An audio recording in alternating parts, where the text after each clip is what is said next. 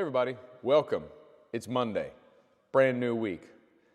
This season is incredible. I love this time of year, as you know. I'm hoping it gets cold enough this week to maybe snow a little bit. I don't need like 2 or 3 inches. I just need some spitting of snow. Just to remind me it's Christmas time, Thanksgiving's coming. We're getting our tree this week. You guys good? Don't hate me. Don't hate me for snow. I love you, and I'm praying for you. Text prayer to that number on the screen, and we'll be glad to pray with you and for you. So many things going on. Yesterday we brought in 220 boxes that we filled that are now going to be sent throughout the whole world. Good job, Song and Sword Church. I love you guys for your generosity. 220 boxes, probably $40 to $50 in each box. So we've already given generously, but God's asking us to continue to give. And here at our Jefferson Street location, which is our church now, the next 2 Sundays, we're going to be collecting goods for We're In This Together. It's an organization in town that started the WIC Corporation during COVID. And we are going to focus this year. There are big gifts that are needed. And I've got this list here, right? You see it. Teen gifts, diapers, wipes, paper towels, toilet paper, packaged foods, canned meals. All those things are really, really big deal, especially if you don't make a bunch of money and you need to buy diapers and stuff like that. That's expensive, and you can bless somebody this Christmas with that. But then there's a smaller list that has all these gifts on it. You can see it there. It's going to be on our website, songandsword.com, but we're trying to focus on gifts for teenagers this year. Teenagers are often the overlooked group when it comes to donations for Christmas.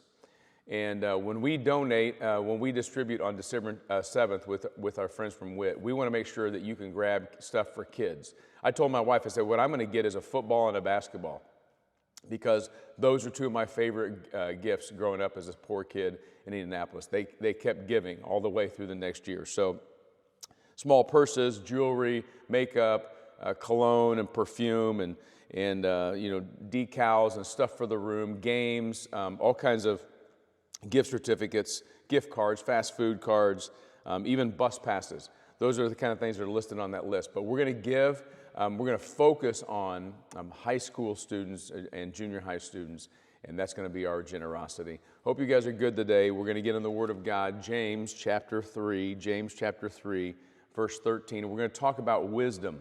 What's it mean to be wise? Hang in here, because we're going to get a glimpse into what some wisdom is. And here's what James, the brother, half-brother of Jesus, asked when he writes this book in the first century. James 3:13, who is wise and understanding among you?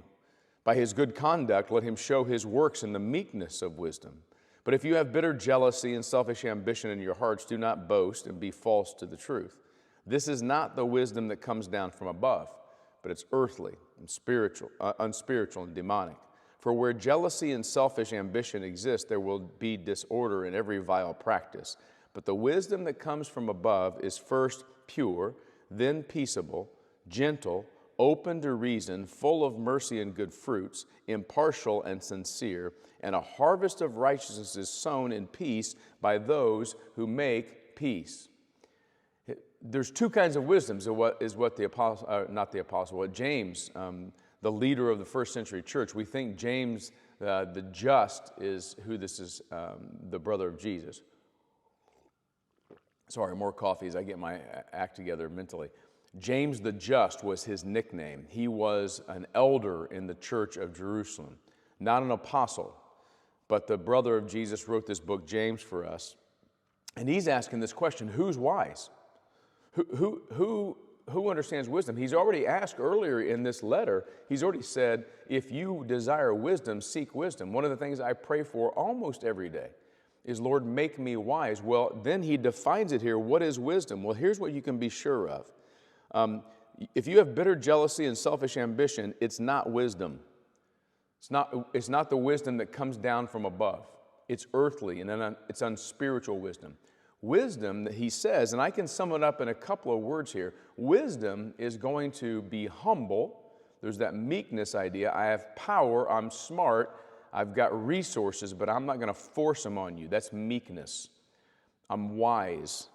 And wisdom is also full of mercy and good fruits. In other words, wisdom is not the proverbial old guy sitting at the top of the mountain with a cane and a robe with a long white beard just spouting off smart-sounding things. Wisdom will play itself out in a variety of ways, but first it will be humble. There's not going to be any desires that's going to drive. Wisdom sits back and says, I've got what I need. And then it's peaceable, and then it's gentle, and it's open to reason. Wisdom doesn't come and say, I know it all. Listen to my great wisdom. Wisdom is able to have a conversation and not look down on someone else. That's wisdom. And then wisdom ultimately will be full of mercy and will be sincere. Wisdom is always honest. Wisdom never says, well, maybe that's your way of thinking. No, wisdom is always sincere. So combine these things together, and we're starting to figure out what wisdom looks like. And by the way, I had a youth group member of mine one time. He was actually 21 years old, and he said, I just want to be wise. And I said to him, well, you're going to have to go live about 30 or 40 years. Wisdom, I think I'm starting to get it at age 59. Wisdom is developed over time, and you know you have it when you don't need to tell everybody that you're wise. You know that you have wisdom when you just live it out. You've just seen enough of life to be peaceable. You've seen enough of life to be gentle. You've seen enough of life to not dominate over people and not desire to get something from your wisdom. You know that you're wise when you seek peace. You know that you're wise when you seek the truth. And all of these things are described. Go back and read that passage again, because I think it's worthy of our understanding today. James says it's good for us to ask for wisdom. If any of you lacks wisdom, ask God and He'll give. He generously gives everything. And then we have this definition here of what it means to be wise. I hope that you have a wise Monday. I'm going to seek to be wise today, not the worldly wisdom, not the kind that says, I know a bunch of stuff, listen to what I have to say. The wisdom that is maybe in the background, that just is pure, doesn't envy, tries for peace with everybody, is reasonable, will listen to other people, and in the end of the day will bear good fruit. I hope you have a wise Monday, kids. I love you. We'll see you tomorrow.